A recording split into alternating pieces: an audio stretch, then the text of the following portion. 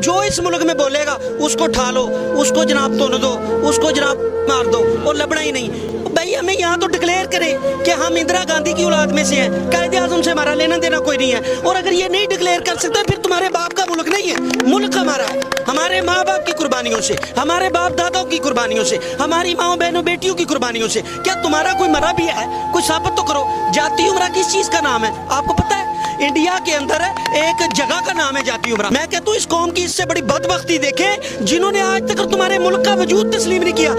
फिट्टे मुंह किस दहाने भी खड़े। कौम की कहती साड़ी फुफी का ब्याह करा दो, कौम कहती इलेक्शन कराओ, साले नहीं लगे तुसी, पैसा साडा, टैक्स साड़ी। और इस कौम की इससे बड़ी बदबख्ती क्या देखेंगे? इस कौम को आज तक इतना शऊर नहीं आया। ये जो MNA MP कटोरा लेकर हमारे दरवाजों पर आते हैं ना, दरवाजा खड़का के अल्लाह के वास्ते वोट दो, पहले हम उसको वोट देते हैं। फिर आप जैसा जब कोई MNA या बन जाता है, माइंड नहीं करना, वजीर बन जाता है, तो फिर हम उसको कहते हैं सर प्लीज एक सेल्फी सर। वो फिट्टे मुंह करतूत हमारी ये है कि हमें खुद शऊर नहीं आ रहा कि मांगने वाले भिखारी को हम खुद कह रहे हैं सर एक सेल्फी।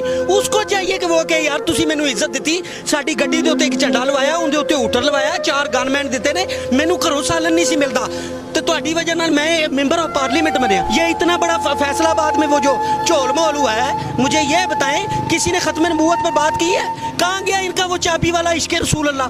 कहाँ पर है ये? शर्म नहीं आती इनको? इनकी गैरत नहीं जागती? मुसलमानों के ये जज्बात को मरजू करते हैं, कोई एक लीडर बार भी शर्म नहीं आया? एडी इंडिया दाड़ियाँ, एडी इंडिया पगा, टुप के मर जाओ यार। कब तक इस मुल्क में तुम इस्लामी सियासतें करते रहोगे?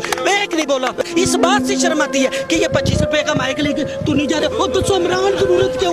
इमरान और यार इमरान नहीं है तो किसको लाएं बताओ? कायदे आज़म को लेकर आए, उलमा इकबाल आएगा इस कौम का मुस्तकबिल संवारने के लिए, जिसने अपनी बहन से नाराजगी का आलम किया था और जिसने पूरी इस्टेब्लिशमेंट के बैठे हुए कायदे आज़म मोहम्मद अली जिन्ना ने ललकार कर पूछा था कि क्यों ये तुम्हारे जाती पैसे हैं, आज के बाद मेरे हाउस में कोई चाय बिस्कुट नहीं चलेगी। और इतने वजीर 173 गड्डियां दे काफले लेके जा रहे हैं, बच्चे का पेट्रोल सरकारी, बेटी का पेट्रोल सरकारी, दमाद का पेट्रोल सरकारी, भैन दी नंद दा गौशाला उनका पेट्रोल सरकारी। ओ यार खुदा का खौफ करो, कितना इस मुल्क का बेड़ा गर्क करो।